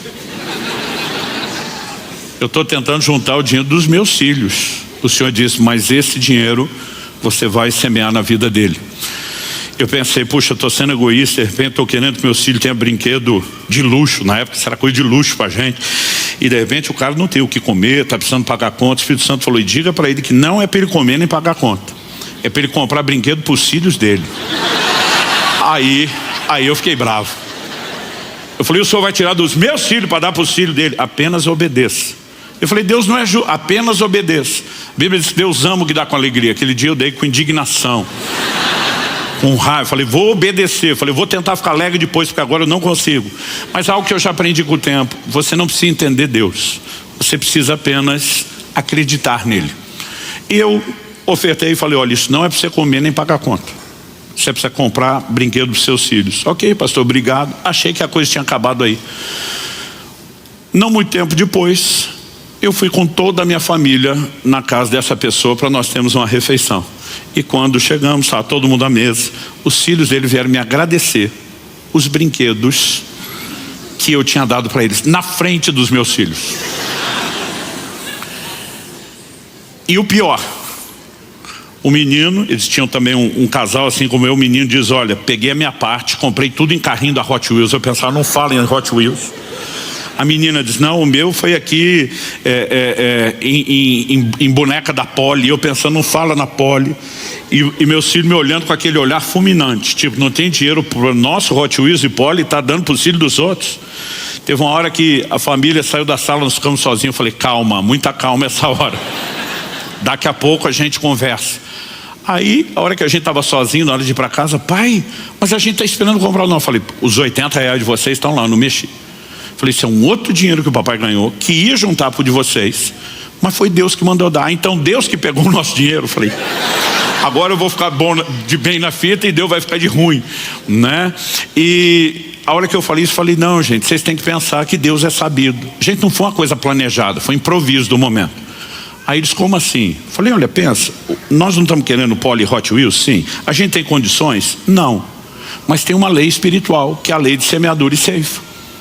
Então, tudo que você planta, você colhe. Falei, Israel, lembra aquela experiência que você fez lá da escola, que plantou feijão? O que é que nasceu? Ele, vagem. Falei, ok, o que tinha dentro da vagem? Não sei, pai, nós não abrimos. Feijão. Ah, tá. Falei, planta feijão, colhe feijão. Planta milho, colhe milho. Falei, olha o que Deus fez quando a gente está orando sem ter condições de ter Polly Hot Wheels. Ele mandou a gente plantar o quê? O que eles compraram? Aí os dois me olharam empolgados, Polly Hot Wheels. Falei, quem planta Polly Hot Wheels vai colher o quê? Eles, Polly Hot Wheels. Falei, é isso. Aí eles saíram felizes. Falei, para Deus, te vira.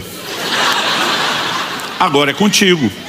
Pastor, o senhor mandou Deus fazer? Não mandei nada. Naquela hora, sem ter pensado, eu lembrei de uma lei espiritual. Uma lei que nos governa, uma lei que eu já tinha experimentado o suficiente para saber que funcionaria. Alguns dias depois estava pregando em outra cidade. Eu lembro que nós tínhamos uma conferência, então tinha 2 palavras da tarde com break rápido e depois um intervalo maior entre da tarde e a da noite. No break da palavra da tarde, um irmão me aborda, eu estava do lado do pastor da igreja, fala, pastor, o senhor poderia me ceder a chave do seu carro? Eu falei, eu nem lhe conheço, o que você quer com a chave do meu carro ou com o meu carro? O pastor só me deu um sinal assim, ó, fica tranquilo, entrega. Eu falei, você vai devolver? Ele falou, vou, pastor, eu trouxe uma coisa para você, não queria entregar na frente de todo mundo, então eu já quero guardar no carro. Eu falei, ficaria mais fácil se você explicasse antes. Aí brinquei com aquilo, não vi o que era. No intervalo entre a tarde e a noite, fui para casa que eu estava hospedado, tomar um banho, e quando cheguei lá, lembrei, abri o porta-mala, tinha 2 pacotes, né, de presente, embrulhado para presente, mas o embrulho era de loja dessas de brinquedo, de criança. Peguei as 2 sacolas com as 2 coisas. Quando passei na sala, Kelly e as crianças tinham me acompanhado, mas tinham ficado na casa na sessão da tarde. Falei, todo mundo para o quarto, reunião de família. Quando eles entraram, eu já tinha aprendido a história de não prometer o que você não sabe. Então eu falei, olha, alguém entregou isso para o papai agora, eu acabei de pegar, ainda não sei o que é, mas como eu vi loja, embrulho aqui de loja de brinquedo de criança, pode ser que seja para vocês. Pode ser que alguém só aproveitou o papel. Vamos descobrir junto. Eu lembro que o Israel pegou, olhou e falou, claro que é nosso, pai, tem até o nosso nome. Falou, esse aqui é meu, esse aqui é seu, Liz. Quando ele abriu o pacote dele, o que era? A pista Hot Wheels que ele queria. Não era outra, era a que ele queria. Quando a Liz abriu, o que era? A coleção da Polly que ela queria. Detalhe, a gente nunca falou isso para ninguém. Os 2 olharam para mim, pai, do jeito que o senhor falou. Quem planta Polly e Hot Wheels. Polly e Hot Wheels. Eu poderia te contar inúmeras histórias e testemunhos de coisas que vivemos ao longo dos anos e que puderam ter um impacto didático, pedagógico incrível na vida dos meus filhos. Mas me deixe destacar princípios. Em primeiro lugar, eu quero destacar o seguinte: nós colhemos aquilo que semeamos. Você pode repetir isso comigo? Diga, colhemos aquilo que semeamos. Então você planta milho, vai colher milho, planta trigo, vai colher trigo, planta Hot Wheels e Polly, vai colher Hot Wheels e Polly, né? Eu gosto de chamar isso de o efeito bumerangue, né? Tudo que vai, volta. Então você tem leis espirituais, são claras a respeito disso. E é impressionante que tem coisas que elas acontecem para qualquer pessoa, não depende de ser crente ou não. Jesus disse, por exemplo, qualquer que disser no seu coração, e não, qualquer que declarar com a sua boca e não duvidar com o seu coração, né? Ele fala até mesmo de dizer ao monte, levanta-te e planta-te no mar. Ele diz, se falar crendo, vai acontecer com ele.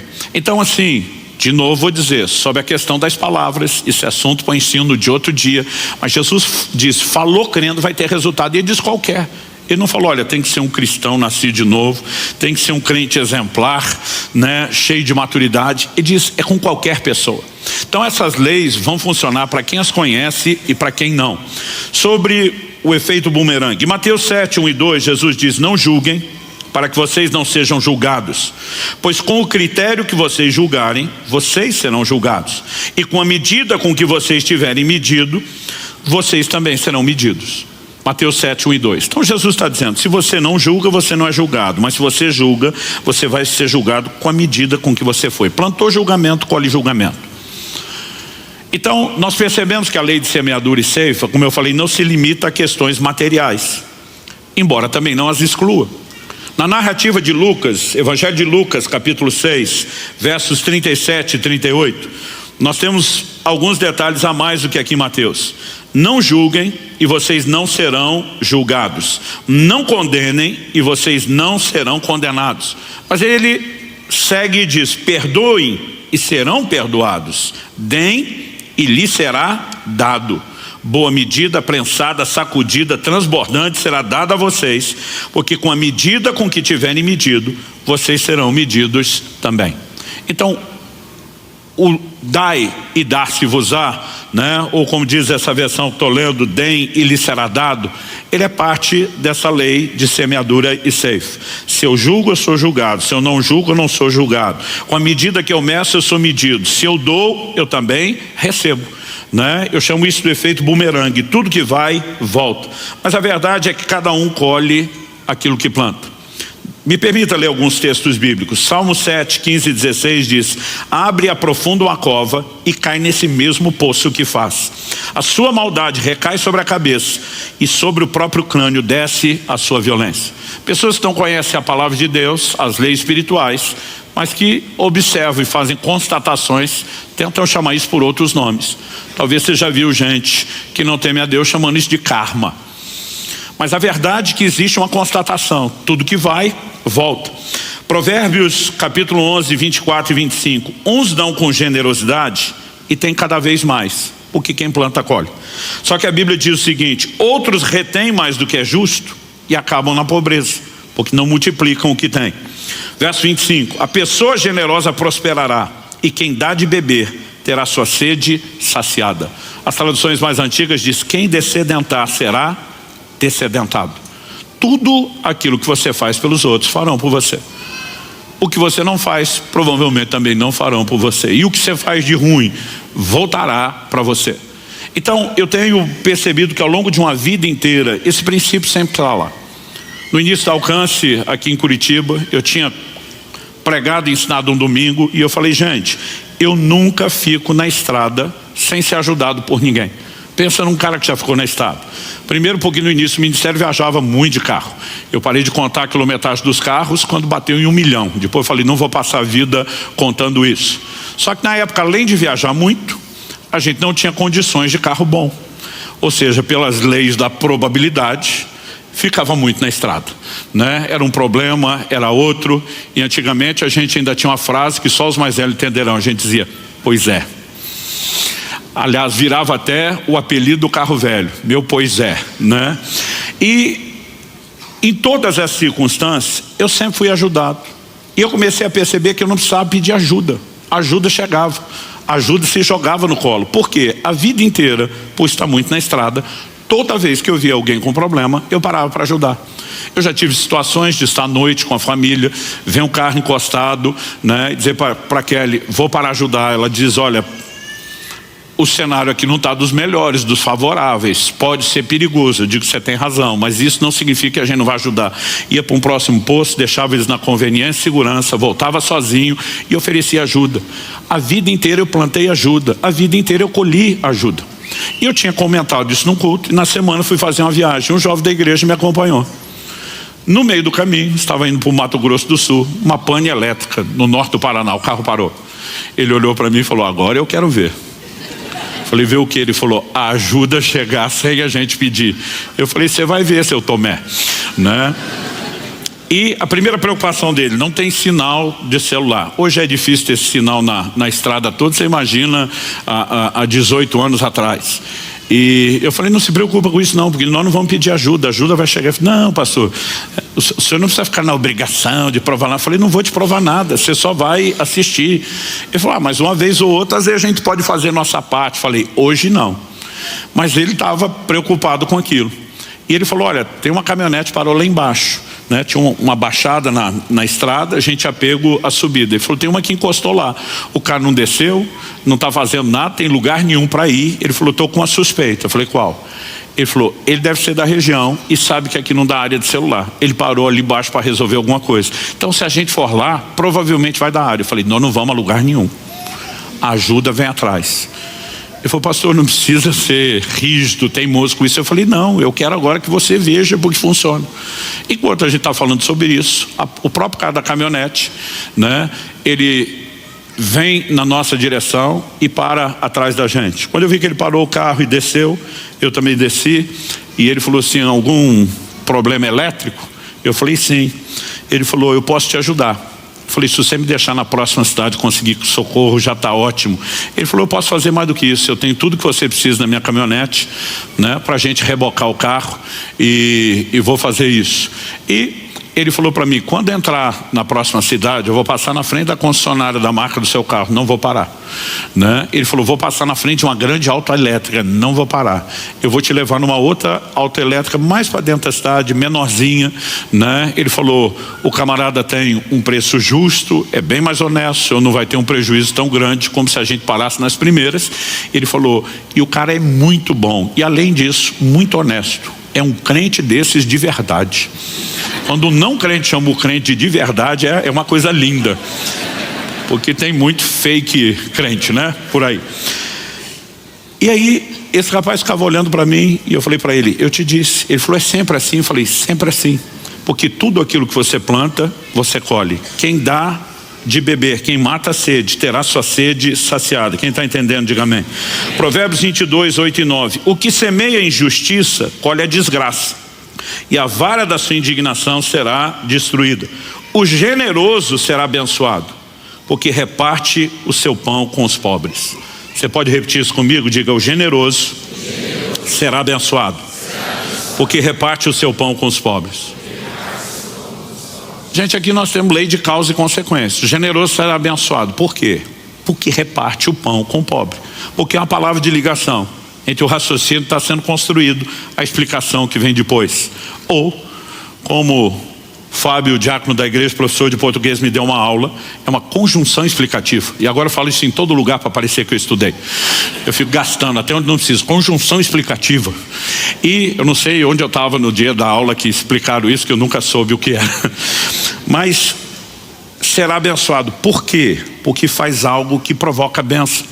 Eu sei que há uma doutrina bíblica inquestionável, que aquilo que nós recebemos de Deus é uma expressão da sua graça, e que a graça se acessa pela fé. Mas muitas vezes isso leva os cristãos ao extremo de que eu não faço nada. Tudo o que acontece não tem a ver com merecimento. E eles confundem isso com responsabilidade, como se a gente não fizesse absolutamente nada. Bom, se para acessar a graça que eu não mereço eu preciso crer, é lógico que tem um efeito de causa e consequência. Eu tenho que me posicionar em fé. A obediência é apresentada na Bíblia como uma expressão de fé. Então, quando eu decido andar na palavra, escolho, me responsabilizo por isso, eu também estou expressando fé. E a Bíblia está dizendo que o que reparte o pão com o pobre, né, ele será abençoado, e será abençoado por causa do que fez, porque quem planta tem o direito de colher. Não apenas o direito, tem a inevitável consequência. E não importa o que plantou. Se o plantio é bom, a colheita será boa. Se a semeadura é ruim, né, de uma semente ruim, a colheita será ruim. Oséias capítulo 8, verso 7 diz que alguns semeiam ventos e colherão tempestades.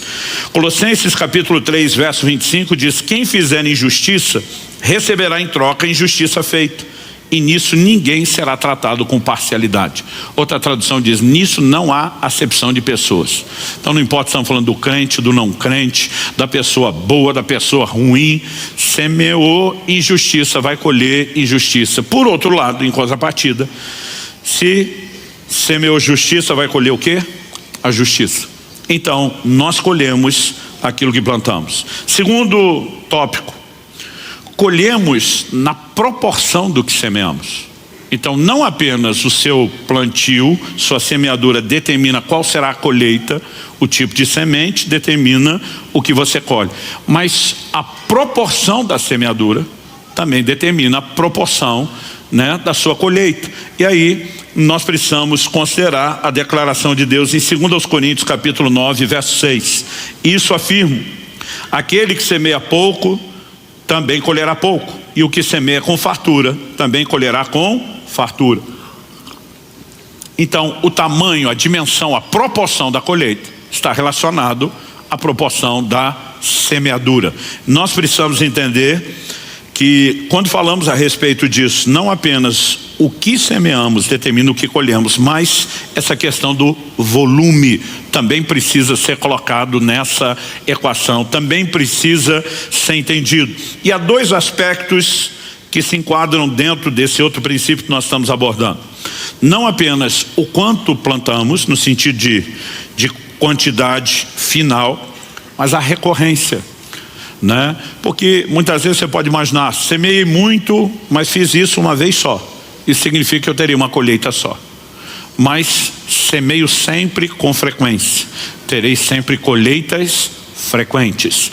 Então esse entendimento bíblico deve gerar em mim e você algumas percepções, né? Acredito que Deus não nos informaria de tudo isso, a não ser com uma finalidade: que a gente não só entendesse que nossas ações terão resultados, mas que a gente pudesse escolher bem as nossas ações, para através delas intencionalmente determinar os nossos resultados. Essa é a lógica ao longo da Bíblia. Em Deuteronômio 30, 15, depois no verso 19, Deus vai dizer a mesma coisa: eu ponho diante de vocês a vida e a morte, a bênção e a maldição. E diz: escolhe vida. E diz: se vocês me obedecerem, vida e maldição. Vida e bênção. Se vocês me desobedecerem, morte e maldição.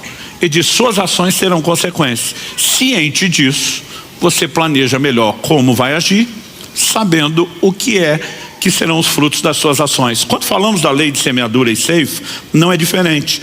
Esse volume de informações não explica todos os mecanismos de como tudo funciona, mas nos dá um mínimo para que a gente possa, e daqui a pouco vou abordar alguns desses princípios, para que a gente possa usar isso com intencionalidade. Dito isso, eu quero passar para o terceiro e último tópico. São alguns princípios da semeadura e ceifa, além do que já abordamos, que colhemos aquilo que semeamos e colhemos a proporção do que semeamos. Algumas questões que eu e você precisamos considerar. A primeira delas, dentro desses elementos agora já mais genéricos que eu quero destacar, é que há um tempo até a colheita. E a gente precisa entender isso. Gálatas 6:9 diz: e não nos cansemos de fazer o bem, porque no tempo certo faremos a colheita, se não desanimarmos. Se você vai lá, falar na semeadura e colheita literal, planta um grão hoje, né, do que quer que seja, amanhã você está colhendo isso? Não. Existe um tempo para a colheita. E a Bíblia está dizendo que mesmo quando fazemos o bem, a gente vai colher no tempo certo. Mas o texto diz: se não desanimarmos. Tem muita gente que interrompe o processo de semeadura, que desiste da colheita, né? E a Bíblia está mostrando que eu e você não podemos animar. Eclesiastes capítulo 11, verso 1 e 2 diz: lance o seu pão sobre as águas, porque depois de muitos dias você o achará. ênfase, depois de muitos dias, não de uma vez. De vez em quando alguém fala: pastor, o que é lançar o pão na água? Né? Eu pego, em vez de comer, eu jogo na água. Eu falo: olha, não é literal, né? Alguns acreditam que quando você olha para a nação de Israel, você vê que eles incorporaram muito do comportamento dos egípcios, onde eles viveram por mais de 400 anos. Né? A prática de embalsamar os seus mortos era uma delas. Mas, por exemplo, muitos falam a respeito do delta, né, lá do Nilo, aquela região bem frutífera do Egito, que uma das formas que eles tinham de semear o trigo não era apenas arando a terra e saindo plantar. Há comentaristas que dizem que muitas vezes eles jogavam, né, a semente, o grão de trigo na água, porque o próprio rio levaria, e à medida que elas iam encostando nas margens, que era um solo bem fértil, aquilo simplesmente ia brotando e frutificando.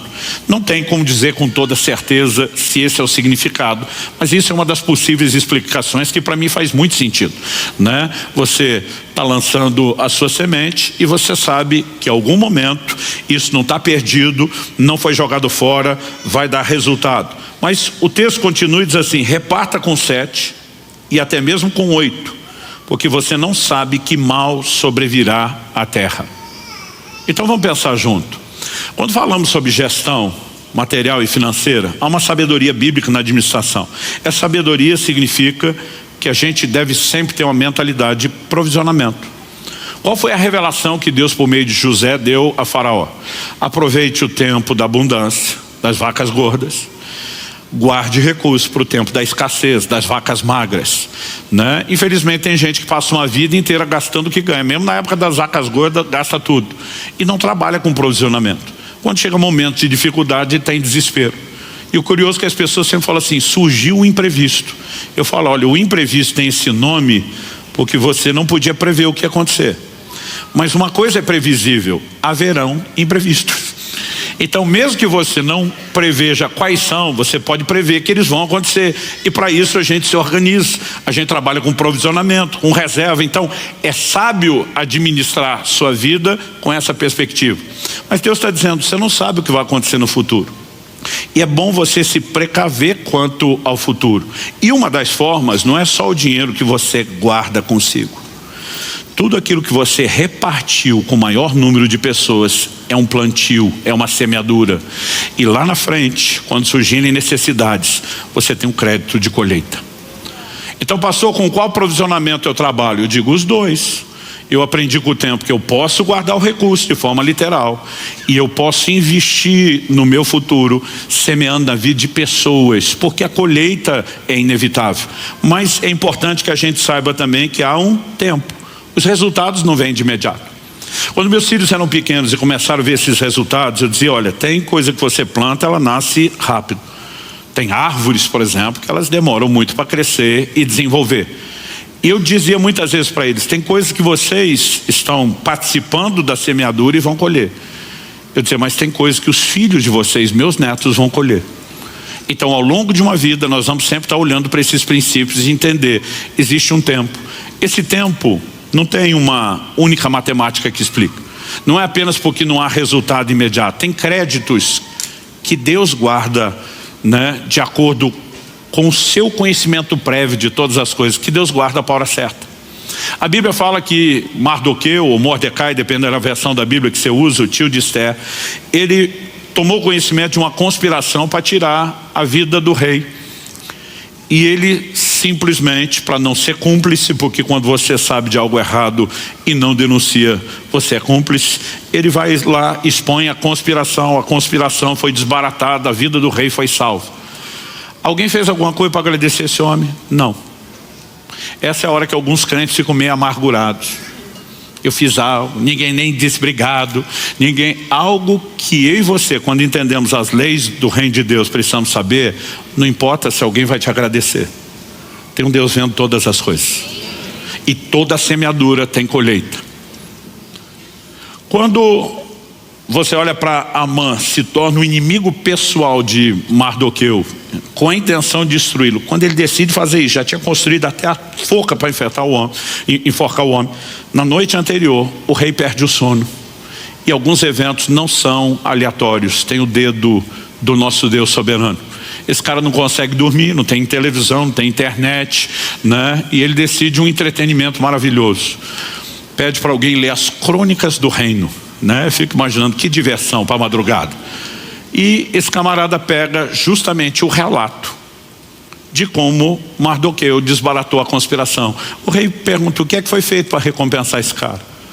O cara que está lendo diz nada. Como nada? Não, se fosse feito estaria registrado. Não tem nada registrado, não fizemos.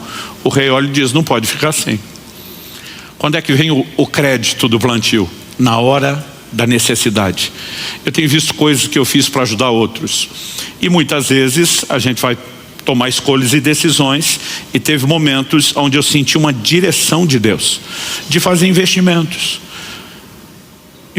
na vida de pessoas. Então, por exemplo, estava me organizando com Kelly a longo prazo, como podemos fazer para depois de ter ofertado a nossa casa, voltar até a casa própria, a gente cheio de planos. Mas eu lembro de uma ocasião que eu tomei conhecimento de uma pessoa, né, que se ela não fosse ajudada, ela ia perder um consórcio, todo o dinheiro investido, e o Senhor falou comigo, ajuda. Eu pensei, ele não se precaveu para o imprevisto dele. Eu me precavi, agora tem que pagar a conta dele. O Espírito Santo diz, reparte com 7 e até com 8. Você não sabe o que é que vem depois. Você não sabe quando e como vai precisar. Falei, vou te obedecer, né? E falei para aquela pessoa, como eu posso te ajudar? Ele falou, pastor, eu não quero tomar vantagem do senhor, não adianta o senhor me emprestar dinheiro que eu não tenho para devolver porque a coisa está feia. Ele falou, o que podemos fazer? Eu te vendo o consórcio de uma forma bem justa. Eu não queria consórcio,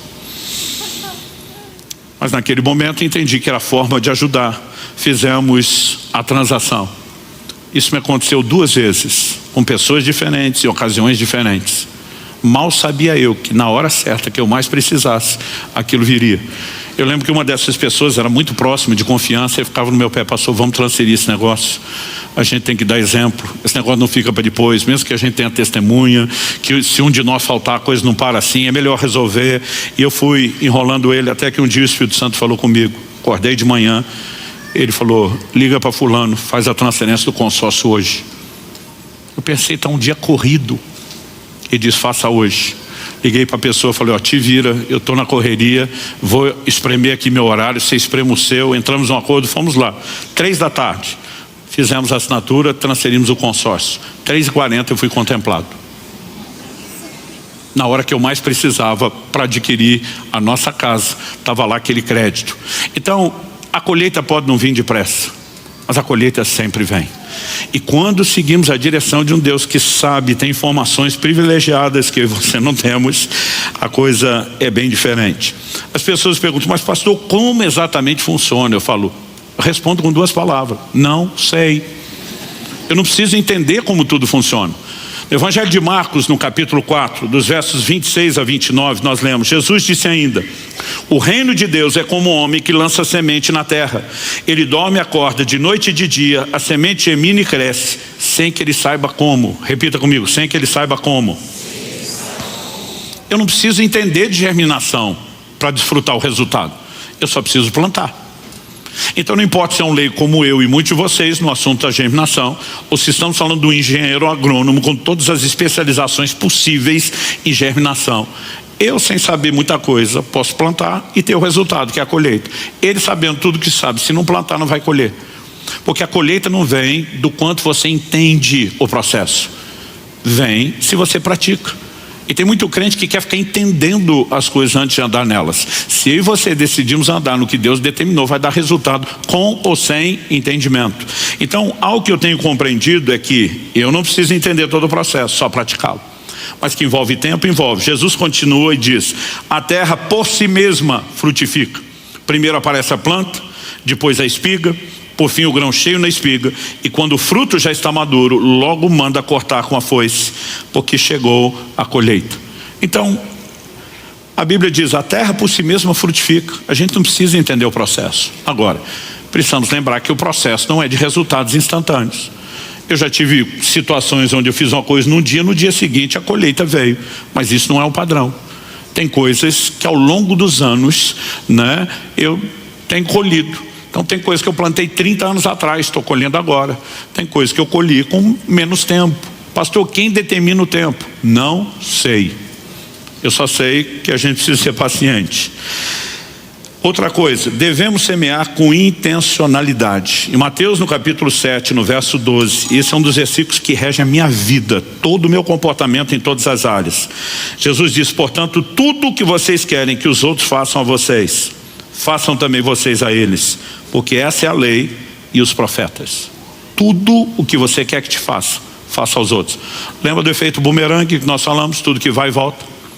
Então alguns apenas dizem: eu não vou julgar porque eu não quero ser julgado. Ou seja, ele se abstém de um comportamento ruim porque ele não quer ter uma colheita ruim. Mas a Bíblia não fala só para você não fazer algo ruim porque você não quer que volte. A Bíblia mostra que eu e você podemos intencionalmente fazer coisas boas porque queremos que essas voltem. Então tudo o que querem que os homens vos façam, fazer a eles. Um dia uma pessoa estava comigo e ela falou assim: cara, nesse fim de semana eu já te vi ganhar pelo menos uns 10 presentes diferentes.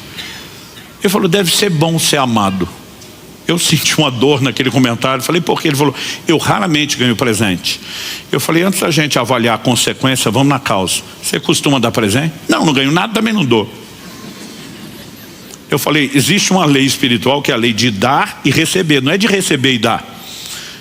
Eu falei: você vai passar uma vida inteira esperando acontecer para fazer e não vai nem receber, muito menos fazer. Porque esse negócio de depois que eu tiver eu faço, gente, isso é conversa mole. Jesus disse: quem é fiel no pouco será fiel no muito. Quem é fiel no pouco será infiel no muito. O cara não consegue ser generoso quando tem pouco. Vai deixar de ser avarento a hora que tiver muito e estiver gostando daquilo que pegou na mão? Fala sério, né? Então assim, nós precisamos entender essas verdades. Eu olhei para ele e falei: olha, se você permanecer perto de mim tempo suficiente, você vai ver que a maioria dessas coisas que eu ganhei não vão para aqui, vão ser redistribuídas, vão ser canalizadas. Agora, quanto mais se semeia, mais se colhe, e é impossível não experimentar essa lei, mas nós podemos experimentá-la com intencionalidade. Eu lembro quando meus filhos ainda eram pequenos, eu fiz uma mobilização de alguns irmãos da igreja, que eram mais próximos, que eu tinha liberdade para falar isso. E falei: olha, estou sentindo Deus me incomodar em relação a algo.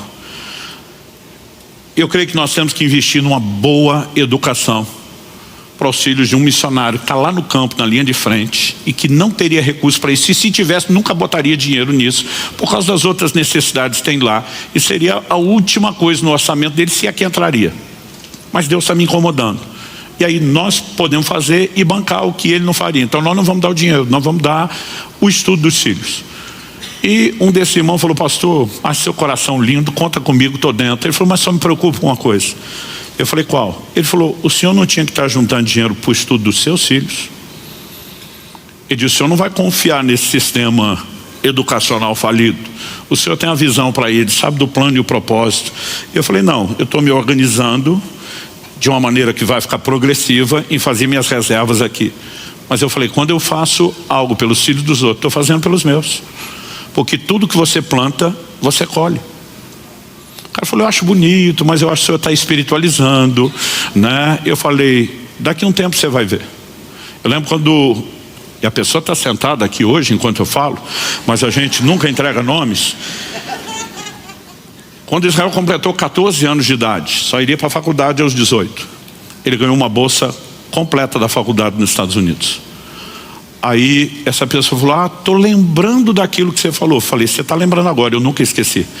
Eu só não sabia exatamente quando e como viria. Mas essas sementes, elas sempre dão resultados. E a gente tem essas informações para que a gente possa usar isso com intencionalidade. Eu citei antes falando do tempo.